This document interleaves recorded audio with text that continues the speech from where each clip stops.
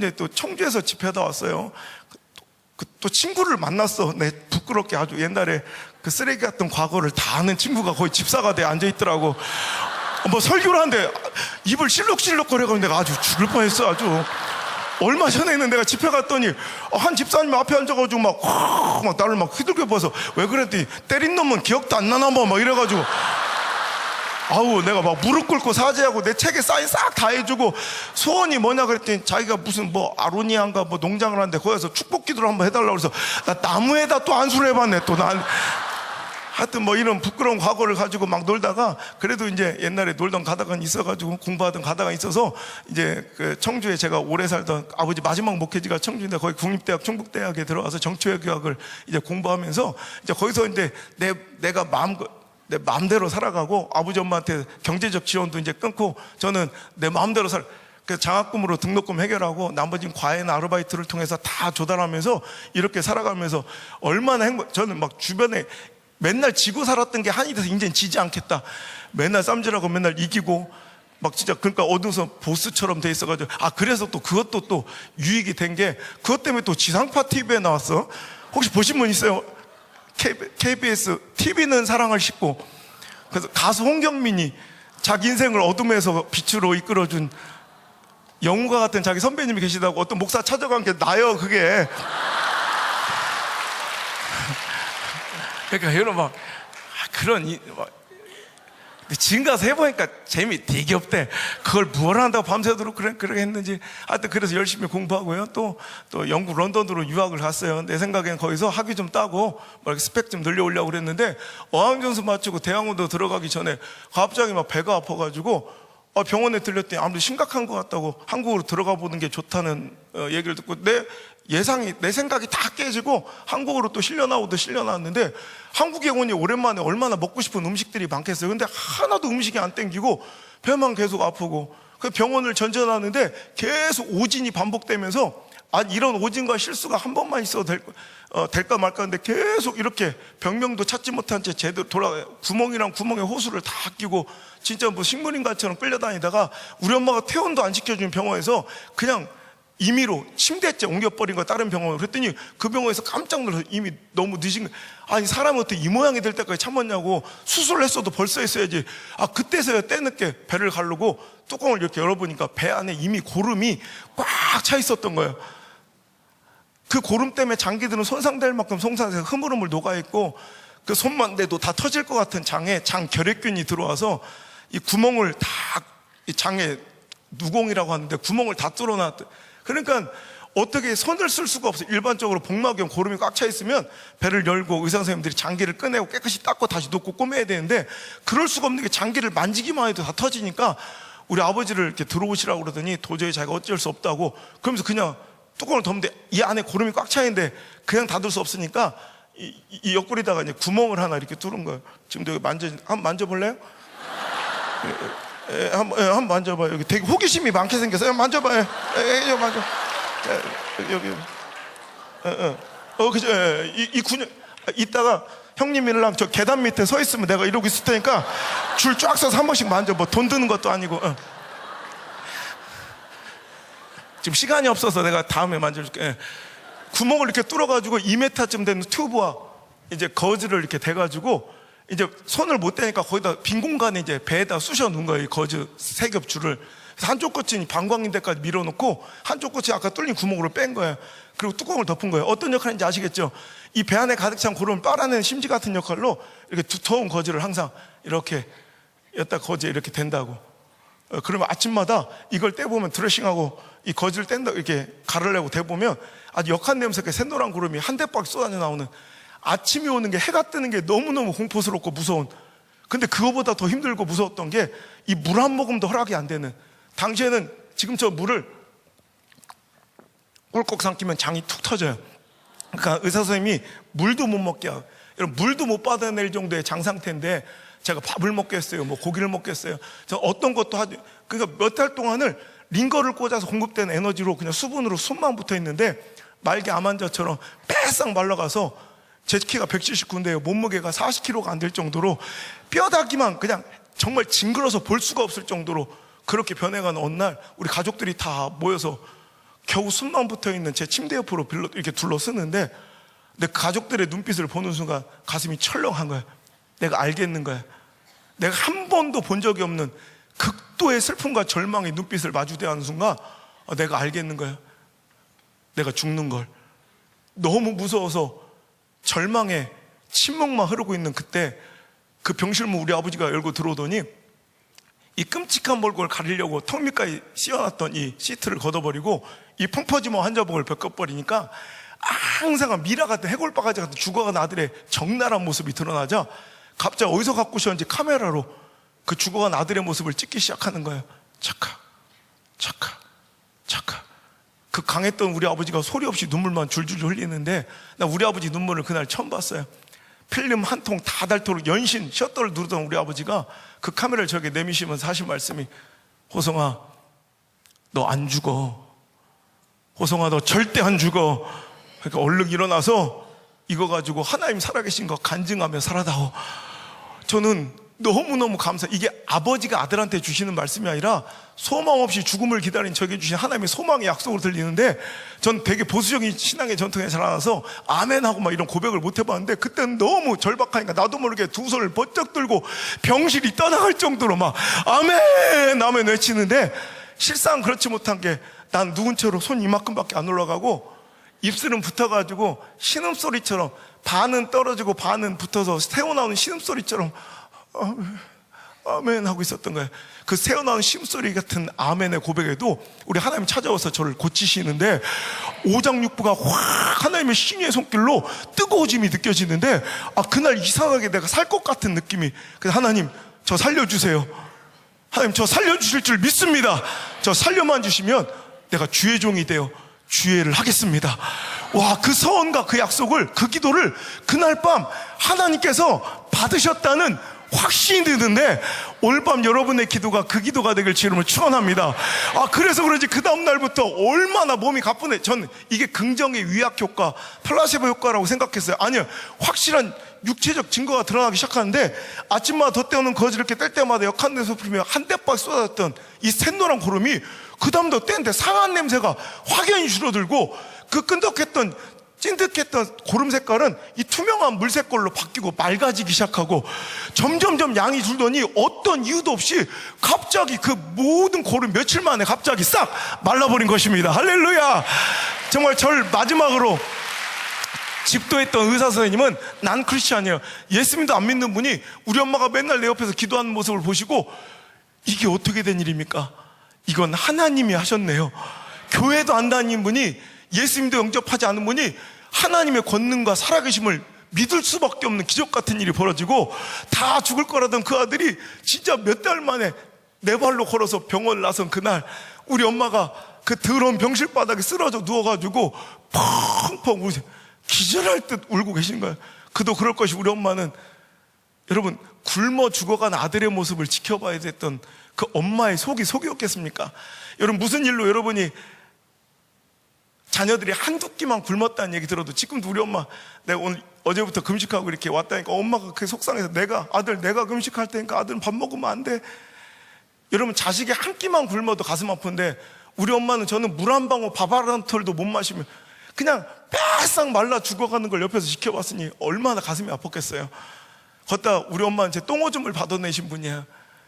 똥은 안 나와, 먹는 것도 없고 장은 다 엉망이니까. 그런데 링거를 꽂고 살아가니까 어찌 이렇게 소변은 자주 나오는지 그때마다 어머니가 대주는 소변통에 오줌을 넣어야 돼. 20살, 20대 중반에 이 혈기왕성하고 승부욕 강하고 지는 법 몰랐던 이 자존심 강한 그 아들이 빼싹 말라 뼈다귀만 남아서 엄마가 대주는 소변통에 오줌을 넣어야 되는 이 비참한 현장은 겪어보지 못한 사람 모를 거예요.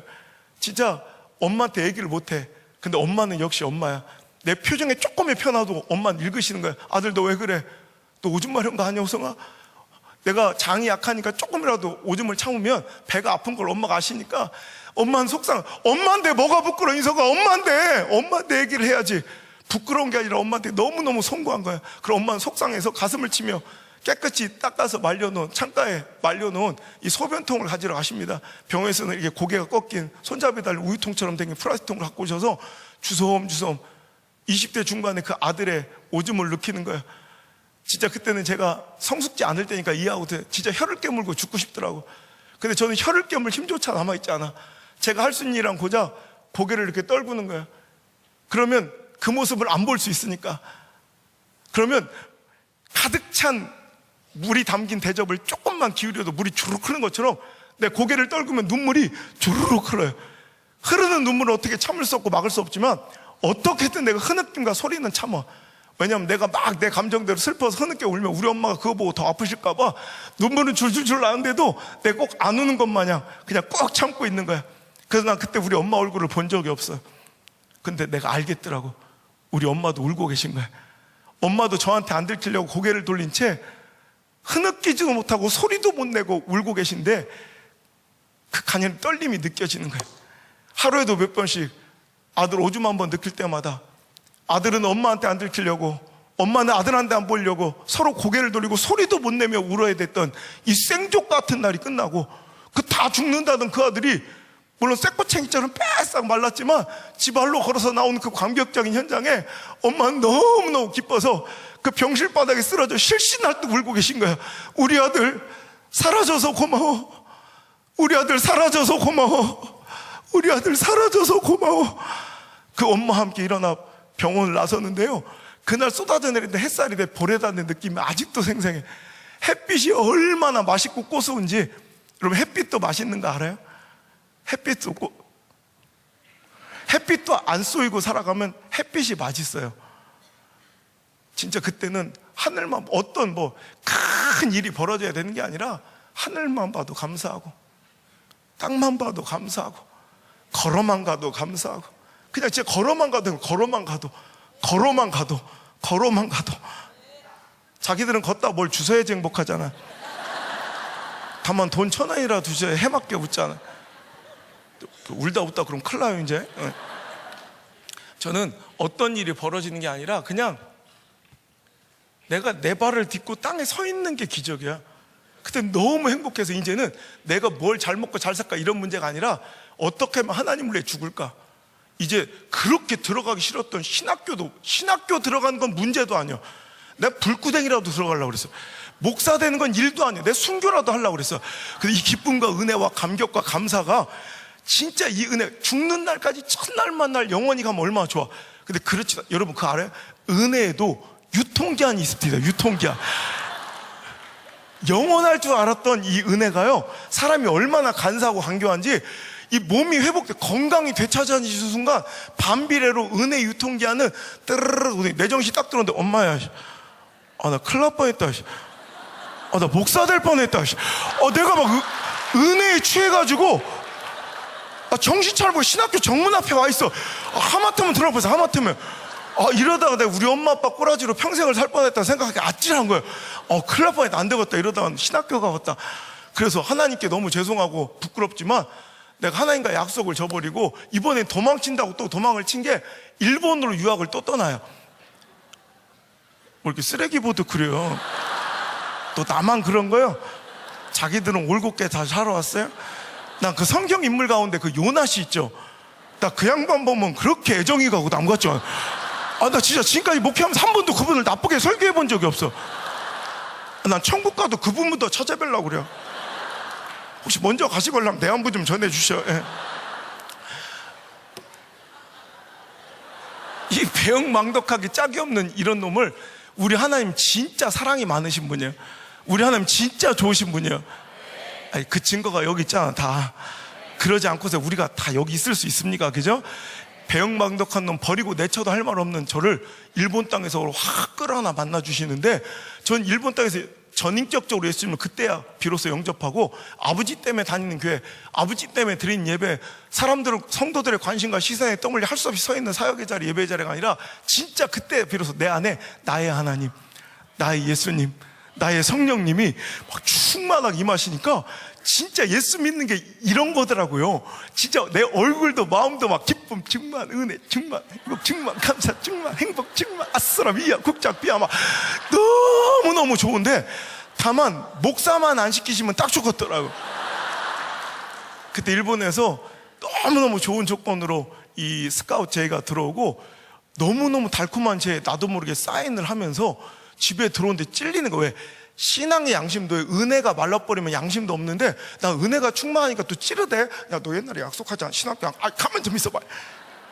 그 달콤한 죄를 받아들여서 아무래도 찜찜하고 들어와서 일본의 하숙방에서 샤워하고 딱 누웠는데 진짜 거짓말처럼 그날 밤부터 다시 배가 싹 아프기 시작한 거예요. 진짜 거짓말처럼. 그러니까 내가 얼마나 무섭겠어요. 그리고 배가 차라리 아싸하게 아프면 되는데 막 그래 뭐 이렇게 아픈 게 아니라 앞으로 이렇게 소리 지르는 거 3번 더 나와요. 졸다가 심장마비가 걸렸어요. 정신 똑바로 차려야 돼. 이게 막 기분 나쁘게 아픈, 엄청 아픈 건 아닌데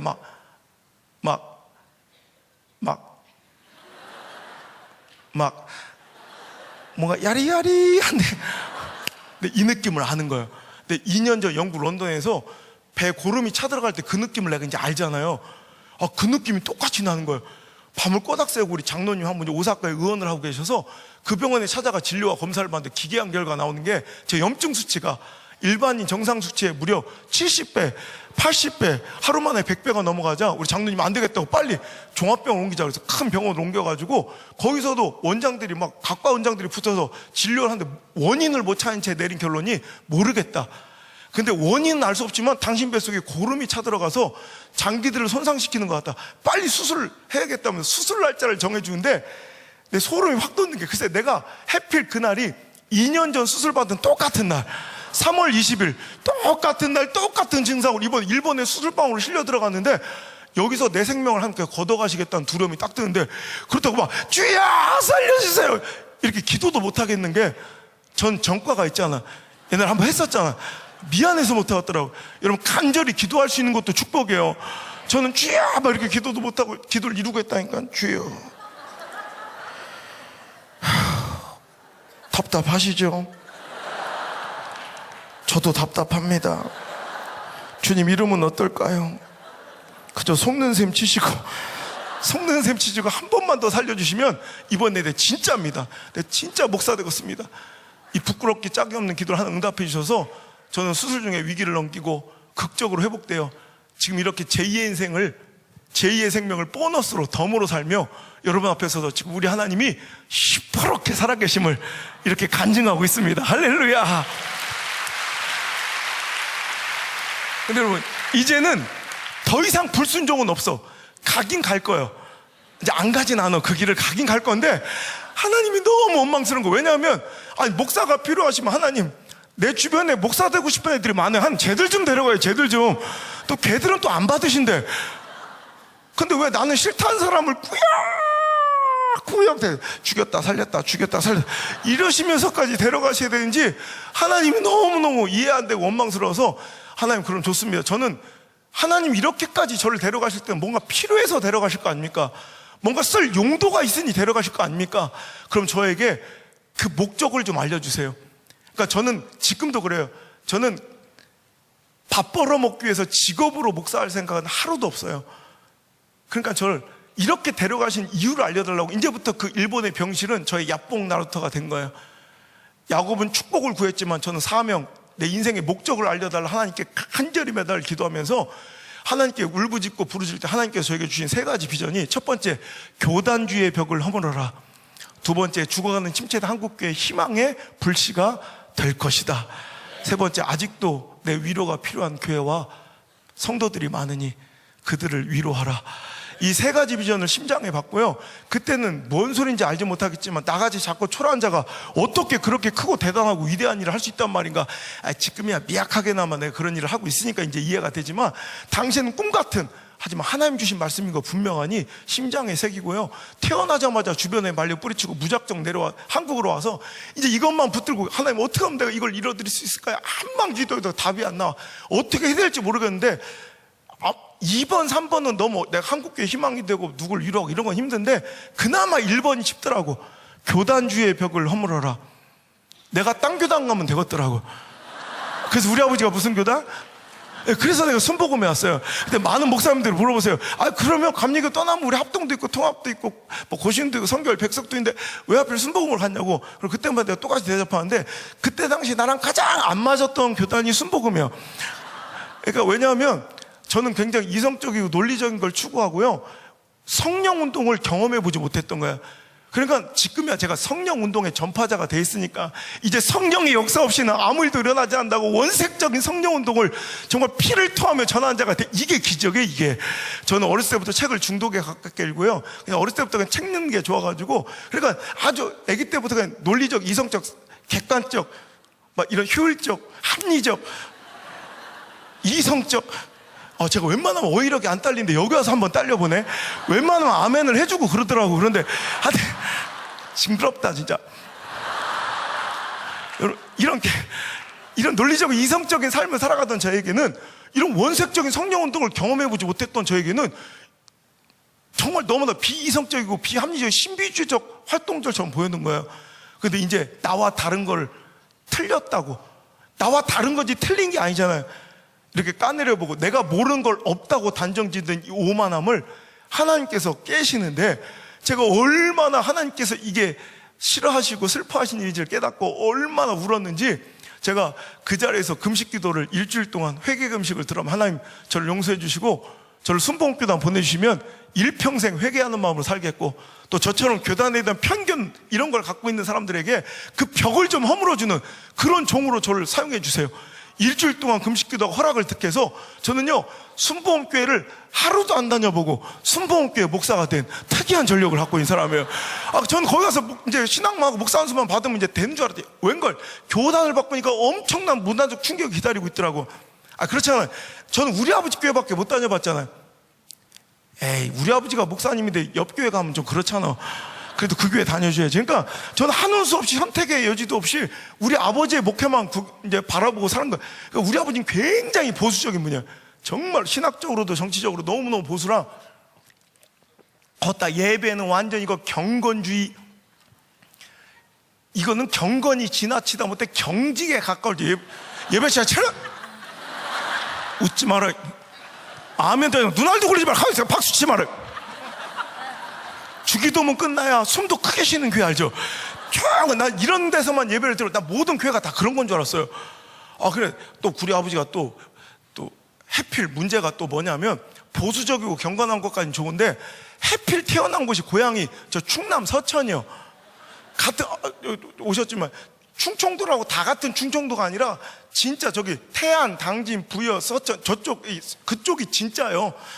느려도 보통 느린 게 아니요. 난 우리 아버지 찬송가가 원래 맞는 건 줄 알았어요. 진짜 우리 아버지 박자가 정박자인 줄 알았어. 나 어려서 우리 아버지 찬송만 듣고 자랐으니까. 옛날에 악보도 없어. 올겐 반주자들도 악보도 없이, 그러니까 아버지 찬양이 그게 악보예요. 아버지한테 다 맞춰줘. 그러니까 지금 내가 하는 찬송이 여러분들이 아는 찬송이 다른 게 여럿 있어요. 그러니까 우리 아버지 찬송 항상 이랬어요. 주의 보혈. 우리 아버지 그래도 시골이지만 한 200~300명 성도가 있었거든. 그 한 300명 하고 요 한 소절이면 눈인사가 이미 다 끝나. 능력이 또 옆에 왜 안 왔냐 이거요. 그러니까 출석 체크도 이미 다 끝나. 그러니까 우리 아버지 목회 한 70%는 요 한 절이면 다 끝나 이미. 주의 피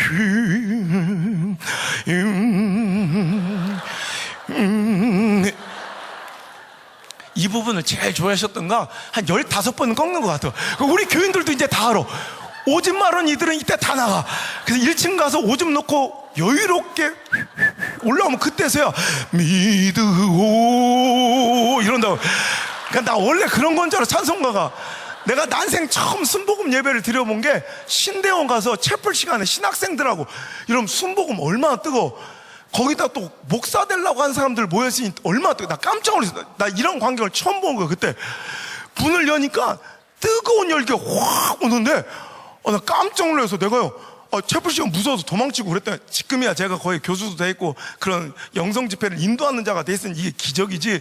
그때는요, 문을 열면 찬송하는 이들이 좀 무서운 게 눈을 어디를 쳐다보고 있는 건지 막 앞에를 봐야지 막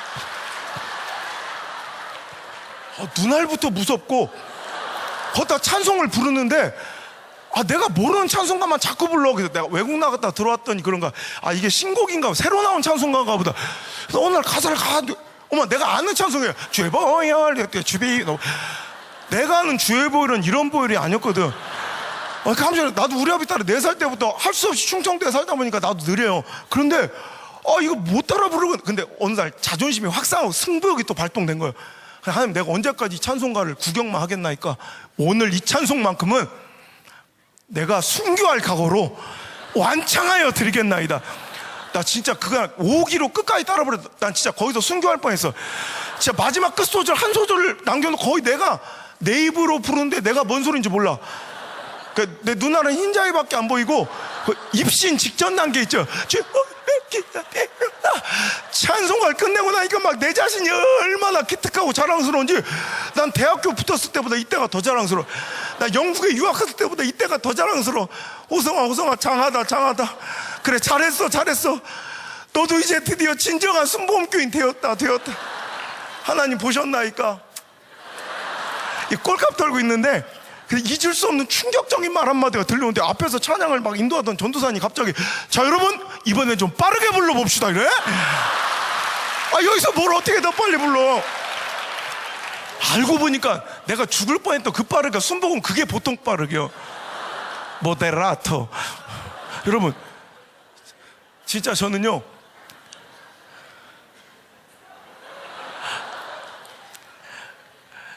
서울에서 태어났지만 우리 아버지 따라 4살 때부터 계속 충청도에서만 살았어요. 그런데 어떻게 알지도 가보지 못한 저기 울산에서 내가 목회하고, 이제 오늘 내가 뭐 개척해서 부흥하고 전도하고 막 이런 얘기는 내가 오늘 못하겠고, 그 얘기만 좀 간증할게요. 글쎄, 수업 중에 강의 중에 들어온 교수님 한 분이 툭 던진 말 한마디가 내 인생을 바꾼 거예요. 저는 그래요. 축복이 일어나고 기적이 일어나려면 먼저 말씀이 들려요. 말씀이 들려야 축복이에요. 그러니까 자기 말씀이 들리지 않는 사람, 이건 재앙이고 비극이에요. 그러니까 먼저 하나님의 역사가 시작되려면 영의 귀가, 영의 청력이 어두웠던 자가 영의 귀가 열리고요, 내 말씀이 들려. 내 말씀이. 여러분 21일 동안 수많은 주옥가든 저만 빼고 다 귀한 목사님들이 또 우리 간증자들 오실 텐데, 여러분 다 기억날 것도 없고 여러분의 심장을 강타하고 확 휘어잡은 그 말씀 한마디면 여러분 인생 역정될 수 있어요. 그 말씀이 들려지고 여러분 그 말씀이 심장에 새겨지는 이번 2019년 다니엘 기도회가 되기를 주의 이름으로 축원합니다. 그 말씀 하나 들리면 되는 거예요. 근데 말씀이 안 들리는 사람들은요, 그냥 맨날 아무리 볼륨을 높여놔도 안 돼요. 영적인 청력과 귓구녕이 막히면, 제가 또 이렇게 세련되게 생겼는데 또 이게 단어가 좀 이래요. 또 하여튼 영적인 귀가 막히면 뭔 설교가 하도, 뭔 하나님 말씀이 전파돼도 자기 말씀 넣고 없고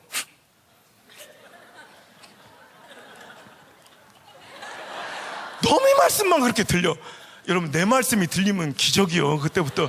그때 저를 확 사로잡은 말씀 하나가, 여러분 강의 중에 들어오신 교수님 한 분이 툭 던진 말 한마디가, 우리 순복음 옛날에 이단 소리 듣고 이렇게 초라하게 시작됐지만 지금 명실상부 한국교회 메이저 교단이 돼가지고 이제 어느 지역이나 가장 큰 대형 교회들로 랜드마크처럼 서 있고, 우리 선배님들 이렇게 노력하셔가지고 이렇게 이제 든든하게 세워 있으니까 걱정하지 말고 이제 당당하게 어디 가나 자부심을 갖고 목회하라.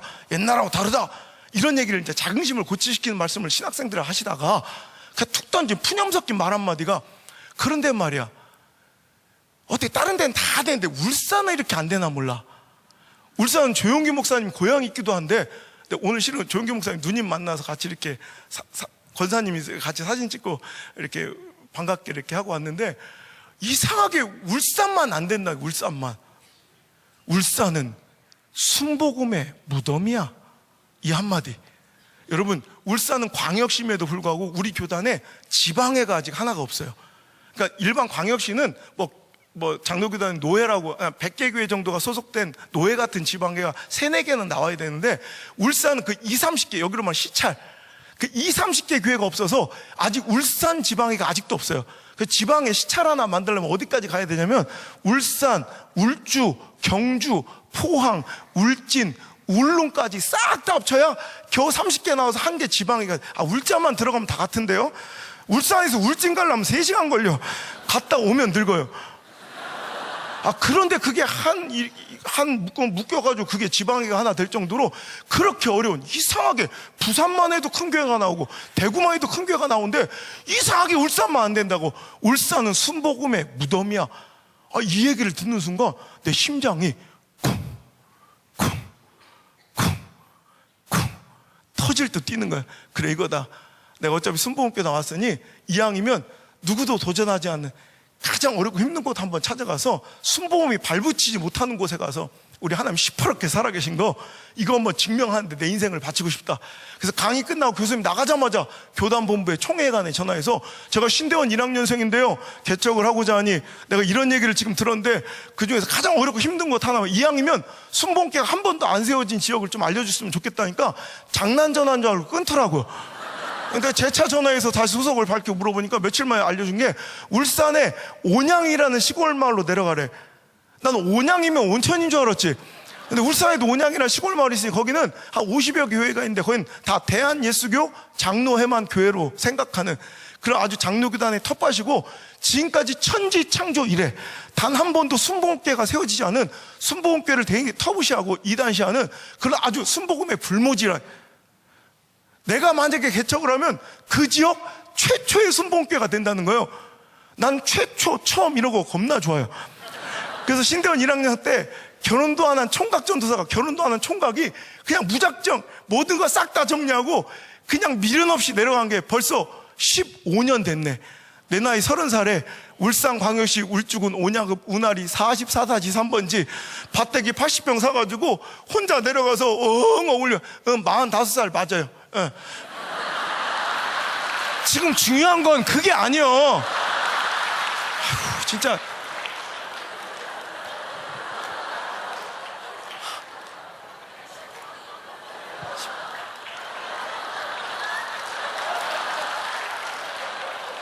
끝나고 회의를 해도 충분하니까 45이야 45. 그래. 내가 여러분, 우리가 일반적으로 여러분 우리 인생의 다음 스텝을 결정해요. 이리 갈까 저리 갈까. 돈 10만 원 빵이 아니라 그냥 내 인생의 다음 스텝을 결정할 때 우리 인생의 그 선택과 결정의 가장 중요한 이 결정적 요인, 선택의 결정을 이렇게 이루게 하는 여러 가지 고민과 조건들이 있잖아요. 대부분 어떤 걸 따라가요? 가능성, 상황, 확률, 통계, 분석, 처지, 형편, 감정, 관계, 이념, 물질. 웬만하면 이런 거 따라가잖아요. 근데 전 그런 거 싹 다 필요 없고 딱 하나. 나는 가능성, 통계, 분석, 상황, 처지, 형편, 감정, 관계 이런 거 딱 필요 없고 딱 하나. 하나님의 콜링. 하나님의 콜링. 하나님의 부르심에 사명의 심장이 사자처럼 펄떡펄떡 뛰는 그 사명의 심장 소리 하나 나침반 삼아 무작정 그냥 내려가서 그 땅에 무릎을 꿇고 하나님 내가 왔사오니 뭘 어떻게 해야 될지 모르겠다고 막 나를 사용해 주시고 하나님 명령하신 거예요. 하나님 시퍼렇게 살아계신 천하만방에 드러내는 그런 종으로 사용해 주세요. 엉엉 울고 등짐을 지며 서울로 신대원 다니면서 진짜 내가 힘으로 할 수 있는 모든 일을 내가 다 해서요. 그렇게 조금 여러분 80평 하면 60%니까 68, 48, 48평 내가 여기서 조금 더 좀 달아냈어. 조금 불법으로. 그래서 50평. 근데 부끄러워 죽겠어. 그 50평짜리 조그만 예배당 여러분 그걸로 개척 단층 건물 시작해서 그 건물이 꽉 차서 또 건축하고 또 중축하고 또 건축하고 또 건축하고 개척한 지 11년 만에 5번 건축을 하고요. 그래서 그 지역에 복음이 들어온 지 110년 역사 동안 누구도 뛰어넘지 못했던 모든 역사를 우리가 개척을 10년 만에 다시 새로 쓰면서 하나님 시퍼렇게 살아계심을 우리 전국팔도 전 세계를 두면, 다음 주에 또 미국 들어가야 되는데 전 세계를 두면 하나님의 살아계심을 증명하며 이렇게 살아가고 있습니다. 할렐루야. 우리 하나님께 감사형을. 제가 그 시골 마을에 단일 기도니까 이제 알려줄까? 원래 온양이라는 지명은 우리 동네에선 잘 사용하지 않아요. 이건 행정구역상 이름이지 우리 동네 사람들도 온양이 어디서부터 어디까지 온양인지 잘 몰라. 우리 동네 진짜 이름은, 부끄러운데 오늘 여기서 전국적으로 내가 다 우리 동네 진짜 이름은 남창. 내가 부끄러워 죽겠어 아주. 어떤 놈이 이름을 지었는지 남창이 뭐예요. 늘 감사하는 마음을 살려고 항상 저는 노력을 해요. 어느 날 기도 중에 옆 동네를 보니까 옆 동네보단 낫더라고. 옆 동네 이름은 정관. 뭔가 시골은 막 극단적이에요. 남창 아니면 막 정관, 막 그 옆 동네 이름은 또 대변. 이런 시골 마을에 이렇게 내가 농길을 이렇게 걷고 있었어요. 근데 너무 웃음이, 그러니까 내 자신한테 내가 너무 웃긴 거야. 그냥 내 자신이 너무 웃긴 거야. 왜냐면 내가 어쩌다가 경상도에 와서 살고 있지? 내가 경상도에 와서 살 거라는 생각 난 꿈에도 생각을 못 해봤잖아. 근데 올해가 우리 아버지 목양지를 막 옮겨 다니면서 내가 살았던 내 평생 모든 지역 가운데 가장 오래 산 곳이 이제 경상도로 바뀌는 첫 해가 올해예요. 나 이제 완전 경상도 사람이에요. 걷다가 이 시골 마을에 살고 있는 내가 너무 웃긴 거예요. 내가 시골 살게 생겼어요. 거기다 또 내가 목사가 된 게 너무 웃긴 거예요. 야, 나는 죽으면 죽었지 목사가 안 되겠다고 하나님께 1000번제를 드리면 청소년식을 낳았던 사람인데, 야, 내가 목사가 되는 게 너무, 걷다 난 감리교만 다녀보고 우리 아버지 감리교단 목사님이 난 당연히 목사가 되면 감리교단 목사가 될 줄 알았더니 순복음교회 목사가 돼 있는 내가 너무 웃기고, 걷다 또 저는 굉장히 폐쇄적이고요, 정적이고, 이렇게 앞에서는 막 이렇게 활달해 보이지만 진짜 성격은 사교성도 없고 대인기피증이 있어서 사람도 잘 안 만나요. 안 그럴 것 같아요? 진짜 우리 교인들하고 전 밥도 잘 안 먹어요. 그러니까 그 정도로 넌 영화관도 잘, 진짜 저도 집회 이 강대상만 올라오면 내가 막 춤추는 것 같아. 내려오면 이렇게 좀 이게 싸가지 없어 그런 게 아니라 진짜 내 성격이 그래. 그런데 저는 그냥 방 안에 이렇게 혼자 있고 이렇게 혼자 있는 걸 되게 좋아해. 그러니까 제가 집회 이렇게 오래 다니고 매일 다니면서도 몇 년째 집회 가는 교회도 목사님이랑 밥 한 끼도 안 먹은 교회가 많아요. 저는 하루에 딱 한 끼만 먹어요. 그러니까 아침도 안 먹고 저녁도 안 먹고, 제가 한 번도 강대상을 배가 부른 채로 밟아본 적이 없어요. 그러니까 제가 점심 한 12시에서 1시 반 딱 그거에는 나가지도 않아요. 그러니까 그러면서 맨날 책만 20-30권 갖고 다니면서 방구석에 처박혀서 맨날 책만 보고, 이렇게 정적이고 폐쇄적인 사람이 전국을 돌아 매일같이 모르는 사람 만나서 이렇게 교제해야 되는 이런 부흥사로, 순회 설교자로 살아가는 게 이게 너무 기적 같은 일이야. 나한테는 있을 수가 없는. 우리 교회는 부흥회도 안 해봤거든. 우리 아버지도 부흥회를 별로 안 좋아해서 우리 아버지도 부흥회도 안 되면 내가 부흥사가 된 거야. 진짜 너무 웃기잖아. 거기다 제일 놀란 건 뭐냐면, 어느 날 자동, 엄마 깜짝이야. 내 옆에 자고 있는 여자가 부산 여자요. 내가 부산 여자랑 결혼할 줄은 난 상상도 못 해봤어요. 그것도 선 봐서 고시층 여자랑. 아니, 창피하게 선이 뭐요? 아니, 선이란 단어가 나한테 어울리긴 하여 가당키나 해? 형님한테는 어울릴 단어지 그게? 저는요 굉장히 좀 로맨틱한 운명적인 사랑을 꿈꾸던 사람이에요. 그러니까 저는 인위적으로 짜맞추는 만남이 싫어서 대학교 때도 전 미팅도 한 번 안 했던 사람이에요. 그러니까 제가 꿈꾸던 만남 이런 거 있죠.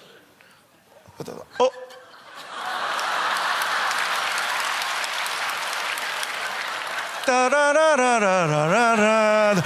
이런 만남을 꿈꿨던 내가. 선이 뭐예요? 선이 내 인생의 첫 번째 선이자 마지막 선이 그 여자예요.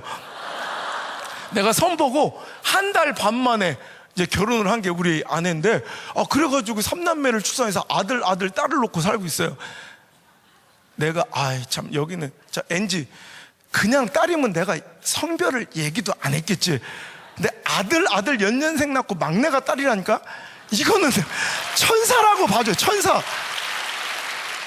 난 우리 안나 아직도 자고 있으면 등짝을 이렇게 만져봐. 혹시 날개가 달렸나 싶어요. 알죠? 그러니까 어느 날, 여러분, 전 주일날 2부 예배만 드리면 이렇게 나와서 전국팔도를 돌다가 토요일날 잠깐 들어갔다 주일날 이렇게 나와야 되는데, 오늘 내 집인데도 내가 낯설어. 진짜 내가 오늘 내 집에 들어갔는데, 내 집에 부산 여자 한 명과 울산 애들 3명이 몰려 앉아서 아니다 어때 아짜 막 이러고 있는 거야. 그게 너무 웃긴 거야. 우리 집에 부산 여자와 울산 애들 3명. 근데 내가 너무 속속해. 우리 안나 어렸을 때 아기 때, 안나 천사 홍주 일로 와봐. 그러니까 왜? 그래, 안나야 아빠 있을 때만큼이라도 사투리 좀 안 쓰면 안 돼? 아빠만 꼭 소외감 느끼고 외톨이 같잖아. 근데 우리 안나가 아빠 우리가 언제 사투리 썼는데 이래. 그게 바로 사투리요. 그랬더니 그래? 이거 서울말 아니야? 이래. 지가 쓰는 말이 사투리인지 서울말인지도 모르는 애들이 내 애들이요 지금. 그날 내 자신이 너무 내 생각대로 된 게 아무것도 없는 거야. 야, 어째 내 생각대로 된 게 이렇게 하나도 없냐. 그래서 너무 감사해. 그래서 너무 행복해. 그날 갑자기 이런 생각이 들대요. 만약에 그러면 내 뜻대로 잘 풀리고 내 생각대로 다 되어지고 내 예상과 기도대로 모든 것이 응답되었다면 나 지금 어떤 모습으로 살고 있을까를 생각해 본 거예요. 우린 이걸 형통이라고 부르지 않아요? 우리 이걸 축복이라고 부르지 않아요? 근데 그날 내가 그렇게 생각해요. 그럼 내가 명문대 나와서 뭐 일반 대기업에 부장쯤 돼 있겠대. 그럼 난 속고 살고 있겠죠. 이게 내 인생의 가장 기쁨이고 행복인 양 착각하고 살고 있겠죠. 근데 지금 제가 누리는 이 행복과 하나님 저를 사용해 주신 이 존귀함, 이 풍성함은 정말 그 어느 누구 직업도 비교할 수 없는 그런 기쁨과 행복 속에 살고 있어요. 그 웃음은요, 내 자신을 향한 이 웃음소리가 갑자기 그 순간 눈물이 되어 막 흐르면서 내가 너무 감사한 거, 하나님께 내 뜻대로 안 되어서, 내 생각대로 안 되어서. 그래서 그날 메모지를 꺼내서 막 써내려간 이 설교 제목이 오늘 설교 제목이 되고 제 책 제목이 된 거예요. 생각대로 되지 않는 건 참 멋진 일이다. 여러분, 빨간머리 N에 나오는 대사예요. 생각대로 되지 않는다는 건 참 멋진 일이네요. 왜냐하면 내가 생각지도 못했던 일들이 벌어지곤 하거든요. 여러분, 요셉의 인생이 그렇지 않아요? 17살짜리 소년이 감당할 수 없었던 아픔이에요. 여러분 생각해보세요. 얼마나 무서웠을까. 아버지 심부름 끝까지 성실하게 열심히 하면 칭찬과 격려와 상을 받을 줄 생각했겠지. 근데 형들이 채색 옷을 막 갈기갈기 찢으며 달려들 때가 얼마나 두려웠을까. 구덩이에 빠졌을 때가 얼마나 당황했을까. 근데 또 내 머리맡에서 또 소리들이 무슨 웅성성 회의 소리가 들려서 들어보니까 그 회의 안건이 저놈을 죽일까 말까. 여러분, 원수, 강도, 도적대도 아니고 우리 형제들, 피를 나눈 내 형제들이 나를 죽일까 말까를 의논하고 있을 때 여러분 같은 그 목소리 잊어버릴 수 있을 것 같아요? 모르겠어요. 여러분들 몰라. 저처럼 극소심한 트리플 A 형들은 죽을 때까지 그 목소리만. 근데 갑자기 또 형들이 끌어올려주네? 아, 형들 나 놀랬잖아. 몰래카메라야 뭐야. 근데 갑자기 날 짐승처럼 꽁꽁 묶고 노예로 팔아버려. 지금 뭐 해외 파견 근로자 이 정도가 아니라 당시엔 2발 달린 짐승이라는 표현이 있을 정도로 노예는 주인에게 생명권까지 달린 물건이고 상품이에요. 여러분, 이집트 낯선 땅에 팔려간 17살짜리 소년, 그래도 생각했겠지. 내가 얼른 문화도 익히고 말도 익혀서 어떻게든지 어느 주인님한테 팔려가든 내가 잘 보여서 그러면 혹시라도 우리 아버지 죽기 전에 나 휴가라도 봐도 얼굴이나 한번 보지 않을까. 열심히 자기 뜻이 이루어질라 해요. 하나님이 그에게 형통함을 주셔서 손대는 것마다 다 잘 되니 그 주인 보디말이 그에게 모든 것을 다 맡겨 총무로 세워서 이제 자기 생각과 오랜만에 자기 뜻대로 모든 것이 풀릴라 하는 그날 밤 그 주인 아줌마 갑자기 그래서 안 돼요 아줌마. 근데 그러지 마요 아줌마. 근데 갑자기 깜빵에 그냥 이런 얼마나 억울했겠어. 진짜 막 미칠 것 같았을 것 같아. 여러분, 근데 우리는 그 인생을 알잖아요. 여러분, 자기 인생이 그래요.